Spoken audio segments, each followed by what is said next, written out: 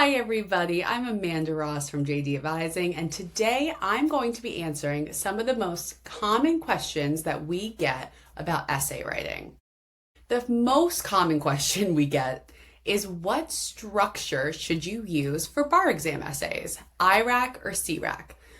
I highly recommend that you use IRAC rather than CRAC for your structure or your organization. IRAC, as many of you know, is the issue, rule, application, conclusion. CRAC is conclusion, rule, application, conclusion. Here is why. The first thing that your grader is going to see is your heading, right? So it's almost always going to be the issue or your conclusion. That's how you're organizing your essay. Now, if you start with a conclusion and your conclusion is wrong, it's going to be the first thing that the graders see. So to be safe, I always recommend starting with an issue statement or just the issue. Another reason that I recommend starting with the issue rather than the conclusion is that you don't have your conclusion yet. You're quickly writing these essays, so instead of coming up with the conclusion on the spot, just write the issue and then end with a conclusion. That way you'll be able to know what you're saying and you won't kind of box yourself into one conclusion. The next highly asked question is, how do you write a high scoring bar exam essay? Organization and treating the grader like they did not read the fact. One of the hardest things to teach students is how to write essays because they want to write them like lawyers, or they want to write them like they did law school exams. You do not want to write your essays like a lawyer or like a law school exam. The problem with writing like a lawyer is that you're not treating the grader like the busy, kind of overworked individual they are. If you're writing like a lawyer, you're assuming that you're writing to a peer. You're assuming that someone understands these things. That's not the case. Honestly, I want you to write to the grader and treat the grader like they're a 5-year-old. You need to explain every single step to the grader, okay? You want to write in very short, very clear sentences. See spot runs fast. Spot is fast. You need to connect those dots for the graders. A really easy way that you can get a high scoring bar exam essay is to write to the grader like they have no idea what's going on, like they didn't read the fact pattern, that you explain every single part of the question to them, that you bring them from A to B to C. The second way to get a high scoring bar exam is to not treat it like an issue spotter. In law school, your final exam essays were issue spotting. You were supposed to spend time trying to find the nuances. That is not how essays are in the bar exam. The only issues are the obvious ones. They're not trying to trick you on the essays. They're trying to trick you on the multiple choice, but they're not trying to trick you on the essays. So make sure that you are writing your essay only about the relevant and the obvious legal issues. What's the biggest essay mistakes students make? Honestly, this is very similar to my last answer. The biggest essay mistake is assuming the grader knows things that you did not write down. Do not act like the grader read the fact pattern. If someone cannot understand your essay without reading the fact pattern, you're not writing a good bar exam essay. You have to make sure that everything the grader needs to know is in your essay. The biggest mistake is assuming the grader knows things. The grader doesn't make those connections. You have to make those connections. You have to explain your conclusion. You have to explain how your conclusion relates to the rule. And you have to include facts that support that conclusion. The next commonly asked question is, how long should a bar exam essay be? Honestly, a bar exam essay should be about as long as you have the time to write it. So for MEEs, they really should just be 30 minutes.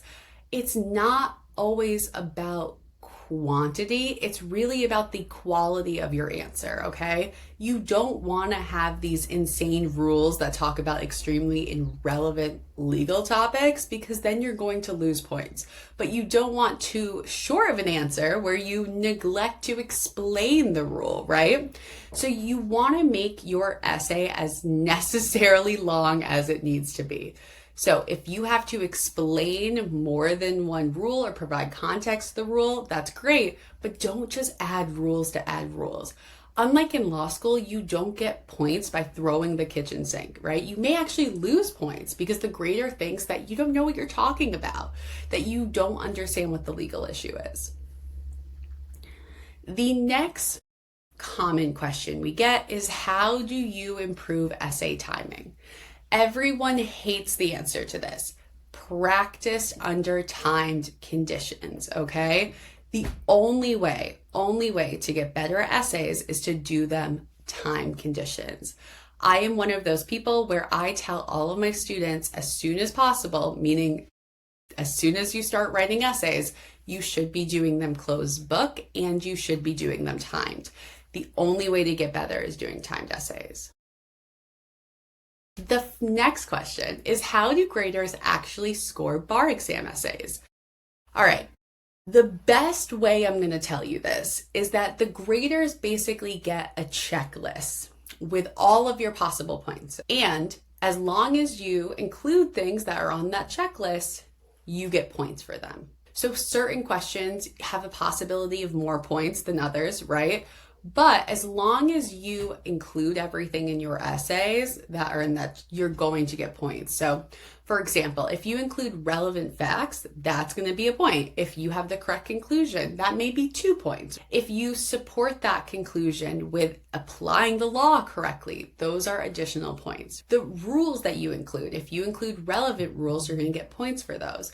You won't get points for including things like irrelevant facts. You won't get points for having the wrong conclusion. You won't get points for including irrelevant rules. So that's how it is. But remember, they are reading so many essays that you need to make sure you're writing towards this very busy, overworked grader. The reason I want you to organize your essays so well, and that's why I started this with the IRAC question, is because if your essay includes all the right information, but it's not presented in the correct way, you're not going to get points for things that you should have gotten points for. Because the grader, unlike your professors in law school, is not going to take time and slowly read your essay to try and pick out where you may get points. You need to write to that checklist, which is exactly why I want you IRACing things. I want you organizing your essays in a certain way. The next question is, how do you organize multiple issues quickly under timed pressure? This is where having a legal MEE or essay template comes in handy, because once you have that template down, you are going to be able to organize any issues quickly. So here's how I recommend organizing any essay, including one with multiple issues. Each issue is going to get a heading. It can be an issue statement or it can just be the issue. Even if there's one call of the question, but there are 2 legal issues in it, that means that that call of the question gets 2 separate answers and 2 separate IRACs, okay? So start with your issue. An example of an issue would be, was the defendant the cause of the plaintiff's injury? All right, so that's our issue statement, or we'll issue question that situation. Then we're going to go into the rules. The first thing you're going to want to do is provide context for the rule. Define the legal issue. Here, the legal issue is causation and negligence. So you're going to start by defining what causation is. Causation is an element required to establish a claim of negligence, period. You're then going to go into the rules. Now, there are two ways to establish causation, and you need to prove these two ways, again, to establish causation. So you then in your rules say, hey, you need to establish actual causation and proximate causation, starting with actual causation. Actual causation is when the defendant is the but-for harm.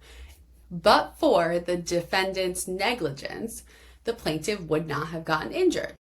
The next rule you're going to include is proximate cause. Proximate cause means that the harm is foreseeable, that the plaintiff's injury is foreseeable of defendant's negligent action. So now that you have those two rules, you're going to turn to your application where you're going to apply both of these rules. So your first application is going to start with here, the defendant was the actual cause of plaintiff's injury. And then you're going to support that conclusion with multiple facts from the fact pattern. You're going to turn to your second application paragraph, which will state here, the defendant is the proximate cause of the plaintiff's injury. And you're then going to support that conclusion with facts from the fact pattern. And now you have a well-organized essay. And then at the end, you're going to have one sentence conclusion that addresses the issue. Therefore, the defendant is the actual and proximate cause of plaintiff's injuries. And that is how you're going to organize every single essay. You're going to make it very formulaic, and that way it's easy to understand. All right, and those were the most common questions about essay writing. I'll be back later.